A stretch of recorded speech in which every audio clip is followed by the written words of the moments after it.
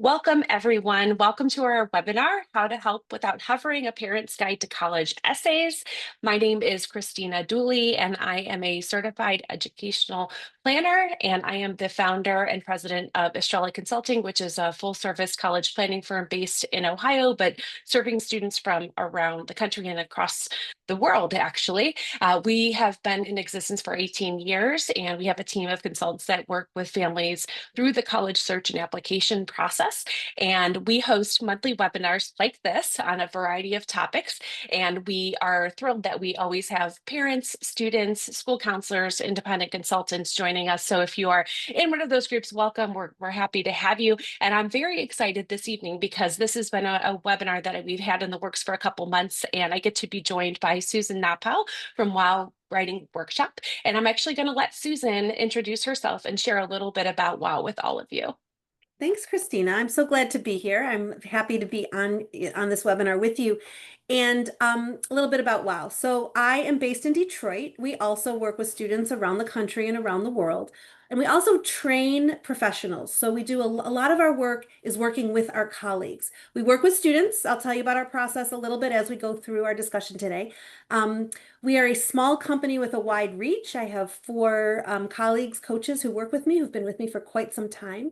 I am a writer and a writing coach, a writing teacher, and I'm thrilled to share some of our expertise with you today. Thank you. Just one housekeeping item. If you do have questions, please throw them into the Q&A. Susan and I will address those at the end of the workshop. And if there are no silly questions, I should say that. So everything is on the table. Please feel free to ask us. We will do our very best to answer those for you. And so without further ado, we're going to jump in and get right into the tips. So Susan, go ahead, take it away. All right, so we like to say that a college essay is simpler than it might seem. Part of the stress over college essays is that it feels big. And when my former business partner, I had a business partner in this business when we started, we created our 10-step method together. She retired at the end of December, but we would constantly say the college essay is your story told in your voice and your words.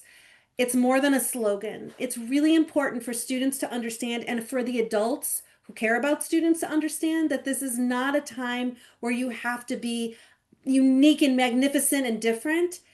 It's an opportunity often to stay small and specific, and that's what will help you stand out. So your story told in your voice and your words, which means don't over edit. We'll talk more about that later. I want to encourage you to get a copy of our 10-step process. I'm going to refer to some of these steps a little bit. You don't have to know them in order to follow along, but each step has very specific details with it. And this, if you download it, the first side has these 10 steps, and the second side has a place for notes. So if you're writing an essay, if you're guiding students through essays, if you're thinking about developing an essay coaching process, this can be a guide to how to think about it. One thing I do want to point out is that we focus in three phases of the essay. Content, that's the green; structure, that's the purple; and polish, that's the last two steps. If you may notice that the content part is really the biggest. That's where you can really make a difference helping students. I think that too many adults focus on the structure and the polish, and that's not really where we need to put most of our time. So focus on content, and you'll actually have better essays and less stress for students.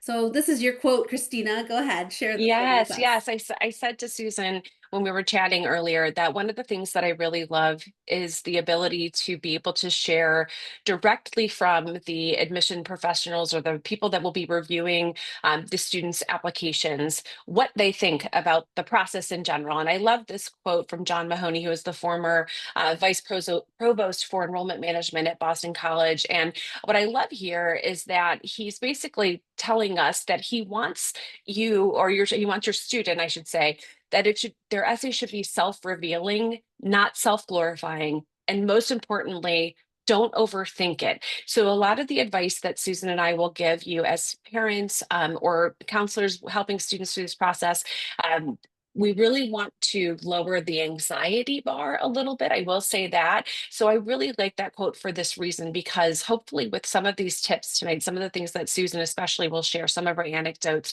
are really helpful, because I think if you're working with teenagers, you'll begin to realize that we really do overthink this main essay to the point where it actually stalls progress, and where students can feel so almost paralyzed in writing, and it does not need to be that way. This is really much more of a journaling assignment than anything. So we'll share more tips about that here. So one of the things that I think is really important, and this is for students and parents, and I actually also believe for those consultants and school counselors working with students, to understand what the essay, the college application essay is, and what it is not. What is the purpose of it? And we at Estrela, we get questions about this all the time from families that say, well, what are they using it for? And I will tell you one thing, is that they are not using it to see if you are the next J.K. Rowling or Hemingway or whatever. I did not put that on this slide, but I will say that is not the purpose of the college essay. But what it is for is that this is an opportunity for the student to add to the other pieces that are in the application. So the student will be submitting transcripts and recommendations and all the things, and this is another piece of that. So it shouldn't be something that's copying those other pieces. It's really a distinct piece of the application. And most importantly, it allows the student to become multidimensional in the process. And I tell students, in most college application situations, the student doesn't necessarily have an opportunity to speak directly with somebody in the admission office. There are some schools that do offer admission interviews, but it is not all that common anymore. And this allows students to actually share something about them that adds a little dimension to them, that is not just so black and white like a transcript, for example. This allows for personality, and Susan will share some anecdotes about some of the things she's seen in terms of that, and how do you come up with those topics. The other piece, and this is directly related to supplemental essays, not the main common application essay, but the supplemental essays that a student will write, is that those extra essays give the student the opportunity to demonstrate that they actually know a little bit about, or a lot about, the colleges that they're applying to. And once your student gets into the supplemental essay process, you'll see some of those questions and prompts that are provided, and those are not general. Those are very specific to the school. The main common application essay is not the place for the student to be sharing their why about insert name of university. That is not the place to do it. It is in the supplements. The application essay is not an overview of a student's resume. It is not meant to be a bullet point list of all their accomplishments, at all. And that's really important, because that is something we see often, is that many parents feel like this is the place where the student needs to basically rehash what's on their list of activities. And that is not what the purpose of this is. It is also not a place for excuses. And I apologize if that sounds harsh, but I will say that sometimes students will utilize the essay to sometimes try to explain poor grades, maybe explain something in some way in the essay. And that is not the role of this either. So I just want to make sure that students know that. Don't look at this as this is my opportunity to explain something that I'm, not happy with on my transcript. It is also not a research paper. And this is something we actually have seen more and more of this over recent years, where students are lifting, for example, a paper that they've written for a class. Maybe they're in an IB class and they've written an extensive research paper. This is not the place for that. Again, they can see your transcripts, they can see the students' transcripts and see how they've done in school. They are not most of the admission reviewers, I should say, and I in a previous life was one of these when I was just 23 years old. They do not have typically the experience to review a research paper and give feedback. So that is not what they're doing. It is also not meant to be a timeline of life milestones. When I was 10, I did this. And when I was 12, I did this. And when I was 15, this is what happened. That is not the purpose of this. So those are just some kind of basic things, but things I felt like we needed to share. So the other thing Susan and I talked about was that, and this, if we had done this presentation 2 years ago, we might not be really talking about this, but in today's world, we felt like we would just really briefly touch on what about AI in this process. And we will say just a blanket statement is that colleges are not hoping for students to log on to ChatGPT and have them write their essays. So there's a lot of news coming out from colleges now, and Susan and I both are purveyors of higher education news. We read things all the time about what's happening in admission offices that is not typically what families are doing. So allow us to give you a summary of what we're seeing. So colleges are putting out policies on how they are using AI themselves in the admission and application review. Please don't ask us tonight if a college is using AI to review applications. There are almost 4,000 colleges in the US alone, so we will not be able to share information about that, but you can certainly ask that in your own college admission visits and things like that. I'm not sure if they'll share that with you, but you could ask. And but I will say that many colleges have obviously seen students using AI in the essay process, and I will say that at Estrela, in our firm, we do have a student and parent expectations and consultant expectation document that we share. And for the last two cycles, we have included something in there that says that the student's application essay needs to be fully generated by themselves, not through the use of AI. So, Susan, do you have anything to add about the AI piece with application essays? A little bit. So I've been speaking and reading about AI in college essays since it was March 2023. I remember because ChatGPT had just become a big deal. And the day I did my session for my colleagues, I'd been doing some research. GPT-4 came out. I said, all right, I'm already out of date. Like this is already, now we have GPT-5. So we have been really following this closely in our company. Here's what I want to say about AI. It is here.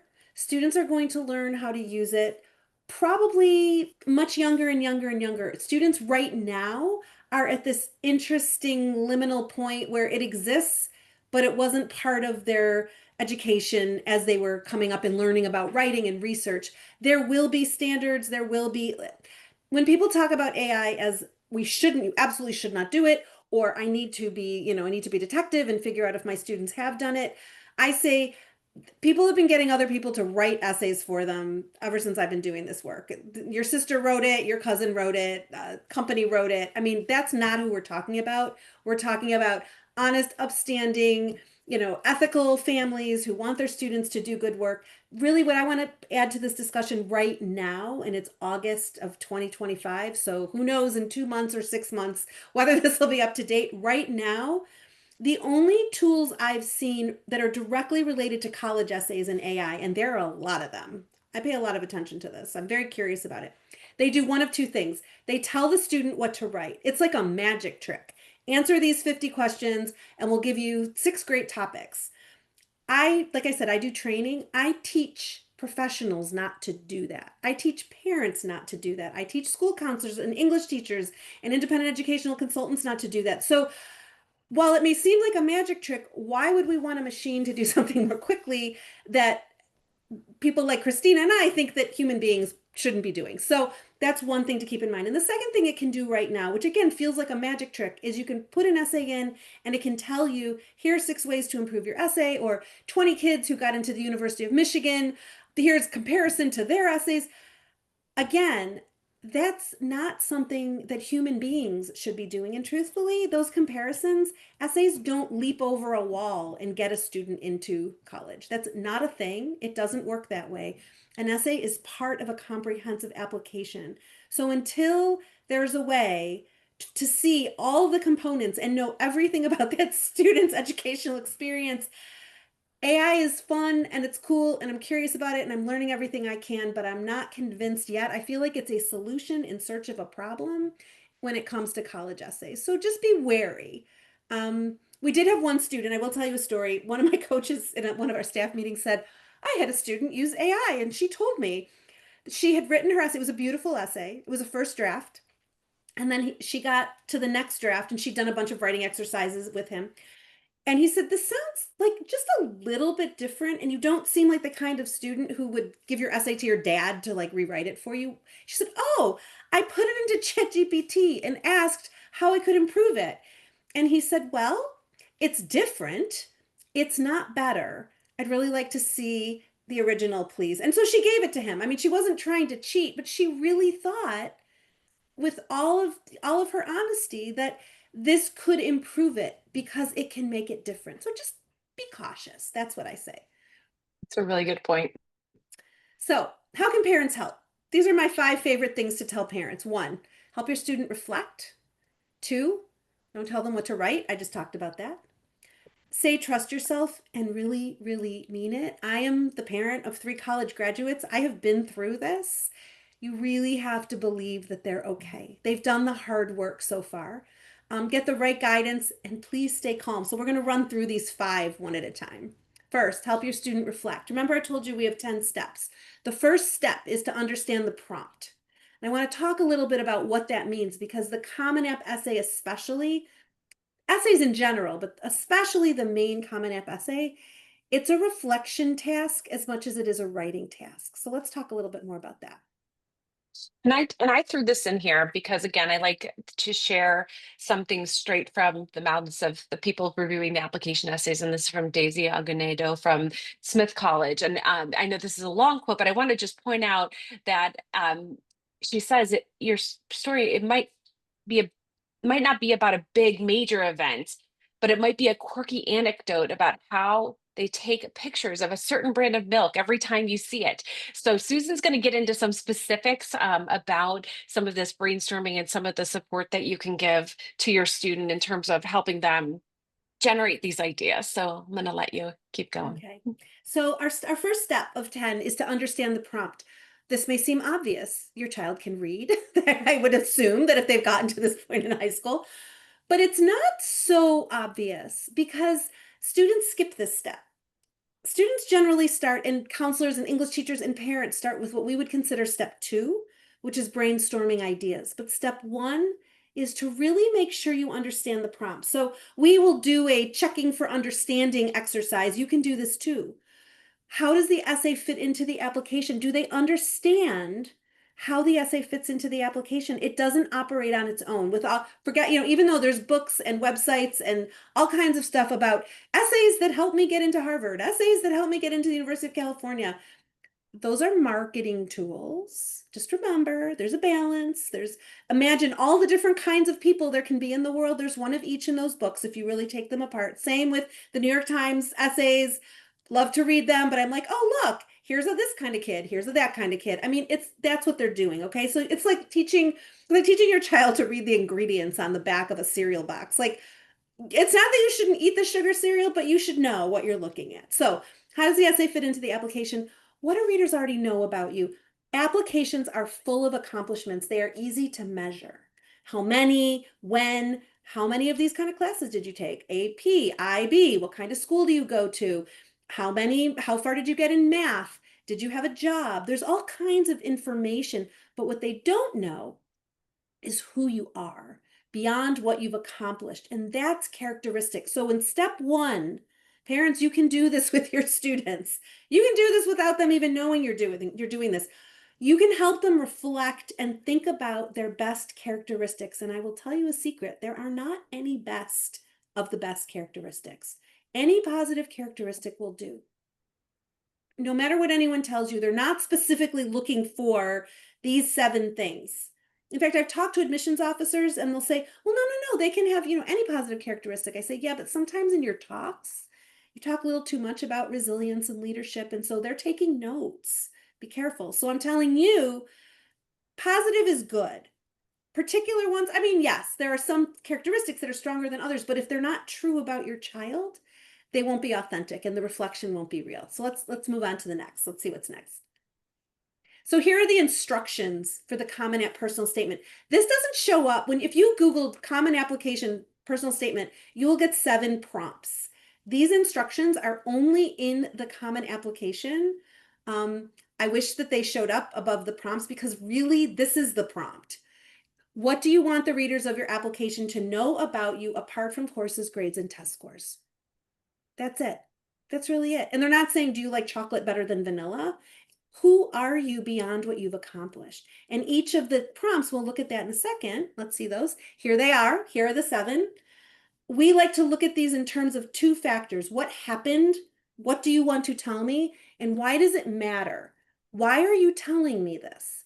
If you can break down the prompts with your child, with your student, and show them that each of these prompts is chock full of possibilities. I mean, the first one, you could be a background, it could be an identity, it could be an interest, it could be a talent. They are equally acceptable, but it has to be so meaningful, something really, really true about you. The second one, I'm not going to go through all of them, but let me show you one more. The obstacles can be fundamental to later success. So I need an obstacle. It can be a challenge. Not so bad, it was hard. Setback, pushed me back a little bit, or a failure, completely didn't work. It doesn't say that a setback is not as good as a complete failure. How did it affect you and what did you learn? So we're talking about what happened, why are you telling me this, and what happened next? So really making sure that students understand the questions and the options before they start diving into, I need to write about being the leader of this activity, or I need to talk about climbing a mountain, or I need to talk about the time I wrestled with alligators. That may be what they want to talk about, but only if it demonstrates a characteristic and answers a prompt. So with that, don't tell your student what to write. Parents will often like to tell their children, I've seen this so many times, these are your best stories. You should use these stories. So quick example, had a student, wonderful kid, regular kid, normal kid, writing ability, average, okay. He had a good list. Most important thing, I don't do list building, but I like a kid with a great list. A good list from someone like Kristina who says, these are schools that you are qualified for. These are schools you can apply to them, but you know, 4% of kids get in. Even if you're qualified, you're probably not getting in, but that's okay. You can apply. So this student had a good list. He was qualified for these schools. He came to me with several ideas and they were pretty impressive. But I know from my process that the ideas that my students bring me are conversation starters. We're not going to just choose from among them. I want to know what matters to them, and they bring me ideas. So one of his ideas was about lobbying Congress. One of his ideas was this big volunteer activity he'd done. We went through them one at a time. He was also kind of a shy kid, and I said, "Okay, tell me more." They happened when he was 10. They were something he did once on a Sunday. I said, "How'd you come up with these ideas?" It's like, "Oh, my mom thought these were the best things that have happened to me."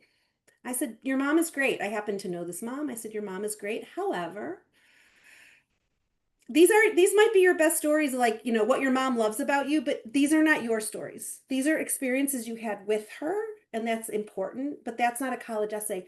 So we went back to, what do you want them to know about you? He said, well, and we'd done a writing exercise about this, and he said, well, I'm really interested in people, I'm really curious, and I'm open-minded when we don't agree. I said, okay, here's my phrase. Okay, parents, this is for you. Tell me about a time when you were open-minded, when you weren't judgmental, and you were curious. And he just lit up and he said, oh, I know. Last week I was at driver's ed and I was talking to the teacher and something controversial had happened in the news and I asked him about it. We totally disagreed. It was awesome. It was so interesting. I was nice to him and he was nice to me. And I was so curious to know, how could he believe that? And he looked at me, he said, oh, that. And I said, that. If I had said to him, tell me everything you did last week, he would have said, I went to driver's ed, I made a sandwich, you know, I went with my sister to whatever. Like, he would have just told me stuff. This never would have been what he thought he should write about. But because he understood the prompt and because he was willing to overcome what his mother had told him to write about, once he got it, I've seen this so many times, probably hundreds of times, myself and my team. Once students understand, they have stories and they know. All right, so let's move on. So we're balancing, when we're brainstorming, the prompt, one of those questions, one of those 6, an anchor story, I was in the car with my driver's ed instructor, and characteristics. I listen, I'm curious, and I'm non-judgmental. And once he had that, he was ready to go. And that was it. Because our third step is to focus on theme. Now remember, I'm telling you, we've understood the prompt, we've brainstormed ideas, we've focused on theme. Nobody's written anything yet. There's no essay. Usually what we hear is students say, oh yeah, I had an idea and then I wrote a draft. And I say, slow down. Let's make sure, and this goes for supplements too. No matter what the prompt is, we always say, make sure you know to some extent what you think you're going to write. I don't mean an outline, I just mean like some kernel of an idea and why. If you know what you're going to write about and why, you can change as you revise. I'm a writer, I teach writing. I'm happy to see the essay evolve and develop, and the anchor story becomes context or it becomes a center. It doesn't matter. I have yet to find a student who couldn't do this.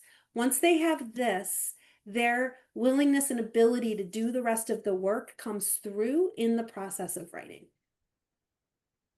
So I said this before, really trust them. It's okay. They're not going to mess it up. In fact, one of the reasons there's so much stress, I think, about the college essay is it's the last thing. There's like nothing else. I mean, they have to do senior year classes, of course, but maybe they're going to take the SAT again, but they've already done school. They've already done activities. They've already had summer programs.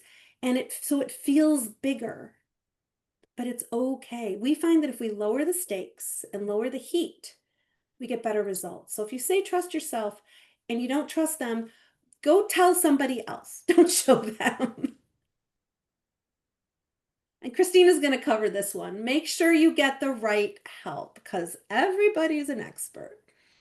Yes, this is really important, and I think is probably one of the reasons, maybe why some of you are here tonight, actually, is trying to find out the best ways you can support your team and hearing it from people who are experts in this field. So some suggestions for you is really there are people like Susan, people like us who work with students. This is our job. We actually have been doing this for decades and working with students on the college application process, on the essay process. So there are people out there. Make sure that you're vetting them if you're looking for a professional to help you.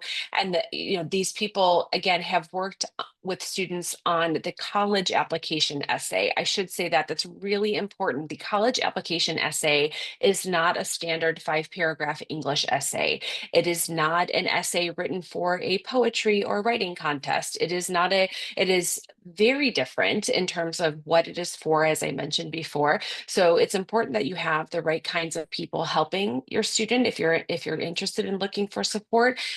The folks who are not great for students to get guidance, to be honest, are well-intentioned friends, family, and teachers with no experience with the college essay. And again, if you feel like you are one of those people, please know that that's not a personal attack on you. It is because we really do believe that students should be getting the best guidance in terms of this actual type of essay.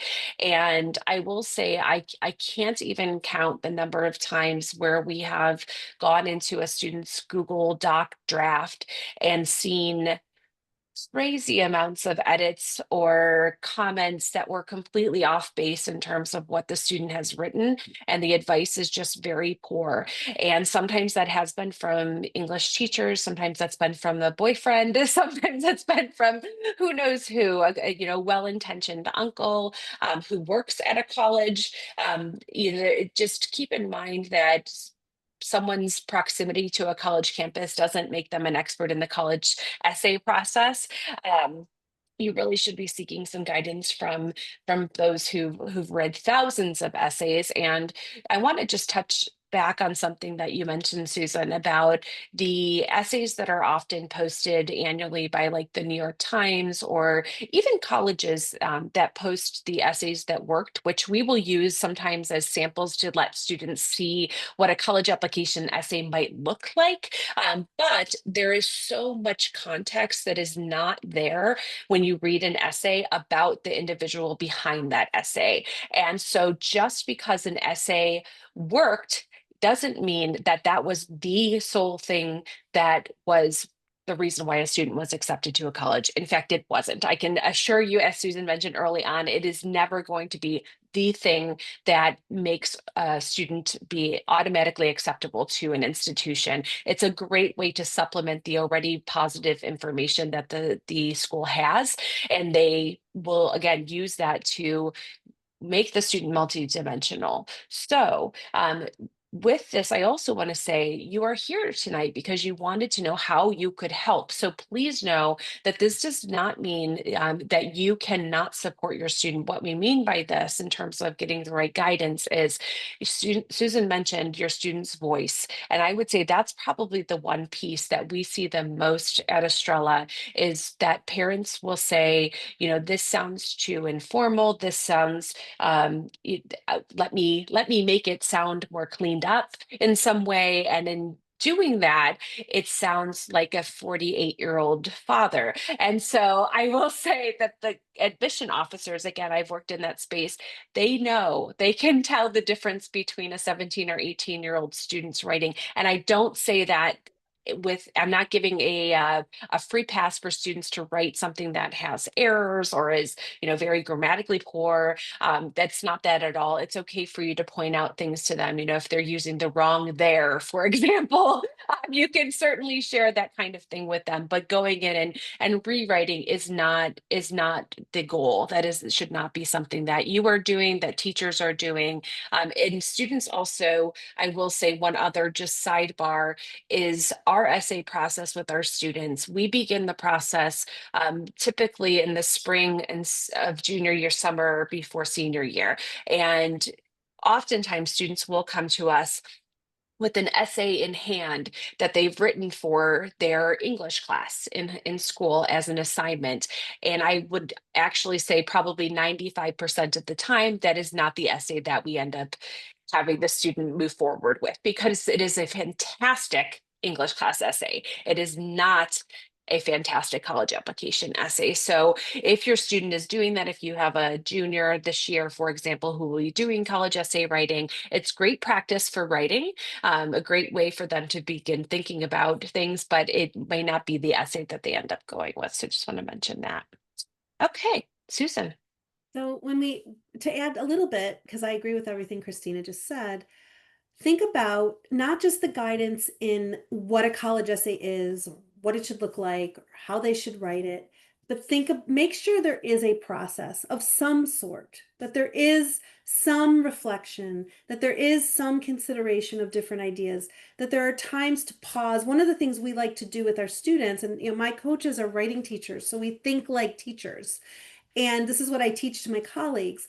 Give them opportunities to step out of the essay and reflect again. Here's a first draft. Okay, great. What was your theme? What were you meaning to write about? Why did you want to share that? Have you done it? Not fix the second paragraph, but here, let's do a writing exercise outside of the essay to make sure that we filled that in.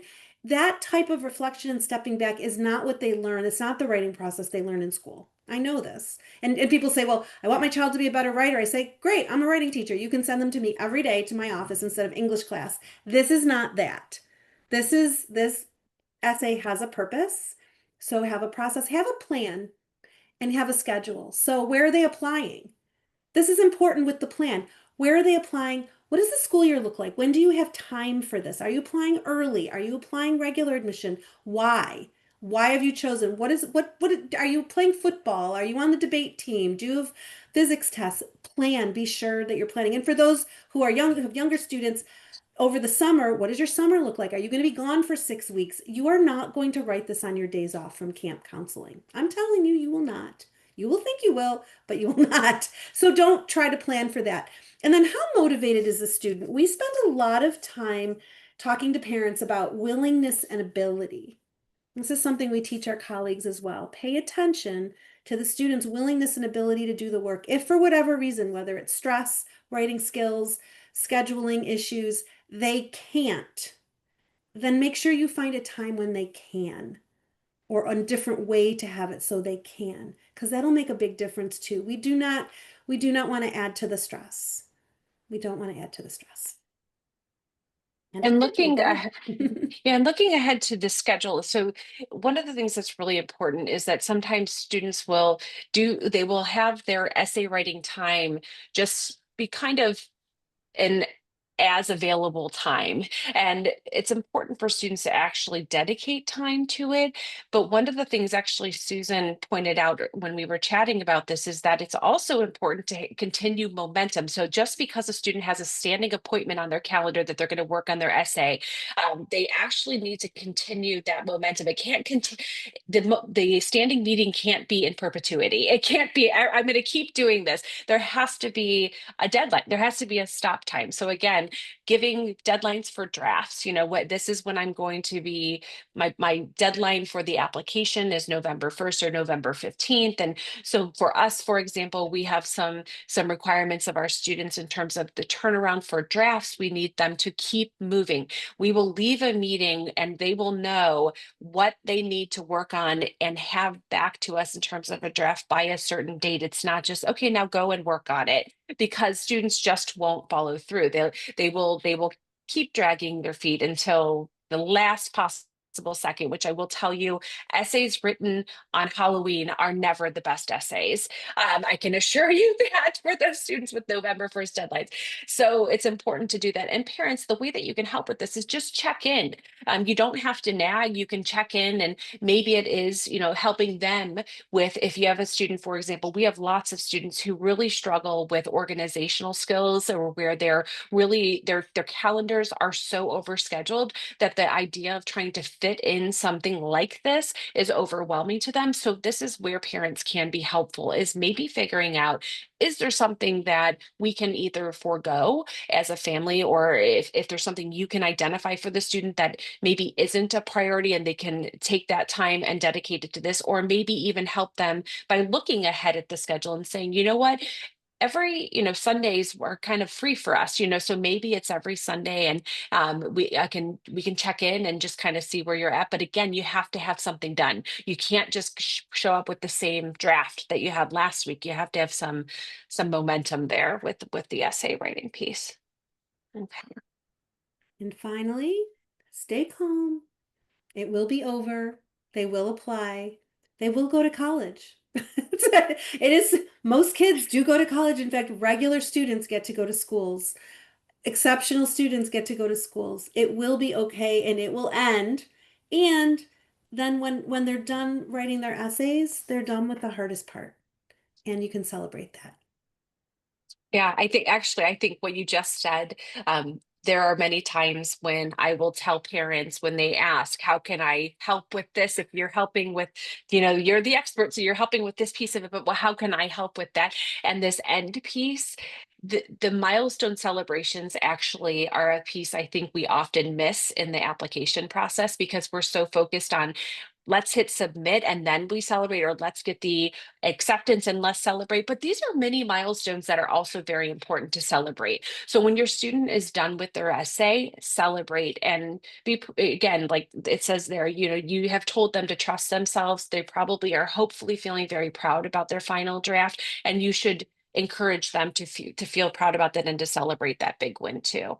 So summarizing, you Help can them go ahead. reflect. Don't tell them what to write. Say, trust yourself, get the right kind of guidance, and stay calm. You'll all be fine. I like to say that at WOW, we're not really selling essay coaching, we're selling calm family dinners. Because if you can keep your student calm, if you can believe, even if the guidance you get, like we have a free book on our website. Go to my website, you can download a free ebook. Read the book. That's guidance. Look at our steps. That's guidance. Listen to what we've said here today. That's guidance too. Yeah, sure. I mean, if you want to hire somebody, terrific. That would be great. But that's not the only way to get the right kind of support. Listen, trust yourself. You got your student through not till now, through the hardest part. This will work out as well. So I encourage you to get a free copy of our 10 steps, to go to our website. We have lots of free resources. And I really believe it'll be okay. I've been doing this for a very long time. Kids are good. They're fine.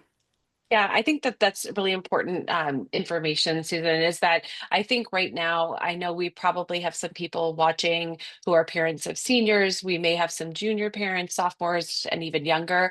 But I think for the senior parents, even I know this might be a time where there's a lot of stress. It feels like August, we're going to jump over the next 2 months and it will be deadlines, coming up. But the points you made are really, really valid that students have options. There are a lot, they're your children will be fine. There will be, great things to celebrate. What that looks like, no one knows at this moment. And I think you just can't dwell on that right now. I think it's really focusing on the time that you're spending with your teen and helping them with this process to make it the least anxiety inducing as you can. And so that's really important. I wanted to share just real quickly in terms of the essays in general. I know one of the questions that actually, if anyone else has questions, please throw them in the Q&A. We've got a couple there. One of the questions that came up was, what are supplemental essays? What is that like? If you're not writing about the colleges in your main essay, what is a supplement? What kind of things would they be asking? And so, for example, there are colleges, we call them like the Why Our College essay, which is kind of what I was referencing, which is essentially they will ask the student to write an essay about why they want to go to that particular college. And those can absolutely not be generic. That's a webinar for another time. We actually we will do another webinar on supplemental essays, but that essay is much more fact-based in combination with the student's interests. So they have to know a lot about the institution because if it sounds like they've just taken out, find and replace all and have dropped in another college name, the colleges will know that. The other pieces are things about majors. Sometimes in supplemental essays, the colleges may want to know, why are you interested in this particular major? For those, students may be able to repurpose some of the pieces of that for multiple similar supplements, but it's important, like Susan mentioned actually at the beginning, read the prompt, know the prompt. What are they asking? So many times students are not fully reading the prompt. And I love the highlighting that she has there for some of those prompts because those key words are what you need to be paying attention to in both this main essay and the supplemental essays. So that's really important. There was a question about length of essays. So for the Common App essay, some of you may know this main essay that Susan and I have been talking about is 650 words or less. That's not a lot. That's actually not a lot of real estate, which is why we're really stressing, how important the voice piece is in this, and that you're not. I tell my students all the time, don't waste that real estate on with fluff. Like let's really make it an impactful piece that is meaningful to the reader and really share something about you that's specific. And I'm very big on senses as well in the student essays, meaning I want the reader to be able to almost picture themselves in this story that the student is telling, and maybe they're hearing what the student's talking about. They can, it's almost like they're in one of those places where there's a one-way mirror and they can see what's happening, but the people on their other side can't. So 650 words or less is the main essay. Supplemental essays vary in length. And so you can have anything from a short one sentence essay. There are some schools that have short prompts where it's not an essay, but they'll ask short question, maybe a one-word question. I know there was a school that asked things like, what's your favorite word? What's your favorite song? And some of those, I tell students, just you got to do that. Don't overthink it. Like Susan said earlier, don't overthink it. That's what gets us into trouble. But then others might be longer. There may be some that are about 500 to 600 words. And those are done after this main essay. I can't stress that enough. Students should be really focusing on getting this main essay done, then move on to the supplemental essays and really focusing on, almost triaging their schools, like which schools are my priority. And I'm going to focus on those applications, obviously looking at deadlines. I mentioned a couple deadlines, and the majority of early deadlines are in November, but those vary too. I can't stress enough. I mentioned earlier about policies that schools have on different things. Every school does things slightly differently. We wish that there was a mast or something with Everyone was doing the exact same thing. That just does not exist. So we can't stress enough how important it is for your students to be doing their homework and making sure that they're also meeting all the requirements. So one essay that we did not talk about, and again, it's a supplemental essay, but one to have on your radar is that if your student is applying, for example, to an honors college or an honors program, some of those are available post application. So maybe a student applies and then they have another essay that they need to write. So it's also good to give your student a heads up if they are planning to look at some programs like that, that there may be additional work later that they need to do. So again, the timeline for this, like Susan said, momentum, get it done because there may likely be other things. So anything else to add, Susan? Any other? It looks like we don't have any other questions in the Q&A that I see. Yeah, I think the one thing I would say about supplements is we like to look at them as a strategic package. So be sure, some people will say, oh, I'm going to write all of my why this school essays for all of my YS essays. And I say, I don't recommend it. If a school, University of Michigan has a why this school program, why do you want to do this, not that at our school? And they also have sort of well, it used to be a community essay, it's a leadership essay. How do you see yourself? Those go together. Now, it's not that they have to speak to each other, but when we start brainstorming, we like to talk to students about them together and say, all these essays with your Common App personal statement, with your activities list, with everything else they know about you goes together. So I go back to that original understand the prompt question. What else would you like them to know about you? And that really opens up the possibilities. It also is important, I think, Kristina, you were talking about the why us essay, the why this major. We call it the dating essay. What do I know about me? What do I know about you? And where do we overlap? So, the analogy I use with students, and they laugh, but it's true. I say, you can't just say, I like movies and you like movies. Like maybe you like horror movies and I like indie films, and we shouldn't go to the movies together. Like this is not a good idea. We're not going to have a good time. So really learn about the school. Oh, this is another AI question. You can use AI to learn a little bit about a school, but make sure you check your information. So that tip about so and so who taught physics and this really cool class you want to take, that might have been a visiting professor. Make sure that that's actually something that happens at that school. Don't just take information because it looks good or because your cousin's boyfriend loved his art class. Make sure that you're really looking at current information, and don't be afraid to call the school, to call the department, to really learn so that you can answer those questions effectively. And that's Yeah, and I about think supplements. that's perfect. Stop sharing. So I want to thank you for spending the time with me this evening. I always love partnering with other professionals in our space. I think I loved hearing all of your examples and your anecdotes. And I think for those watching, if you're a parent or a school counselor, I can't stress enough, Susan's offering this great free resource for you. Please, share that with your family, share that with your student. And take advantage of things like that. And again, anything that we can do, you know where to find us. But Susan, thank you so much for being my guest tonight. I've loved doing this with you, and Yes. wish everyone that's if you're in the throes of this process right now with the senior, we wish you the very, very best of luck. Like Susan said, all will end as it should. And I think that's it. Anything else, Susan? Nothing. Thanks for, it's been a pleasure to be here with all of you. And I do want anyone to know if you reach out to me, I will always answer. So if you have more questions, feel free to go to the website, ask a question, send an email, download something.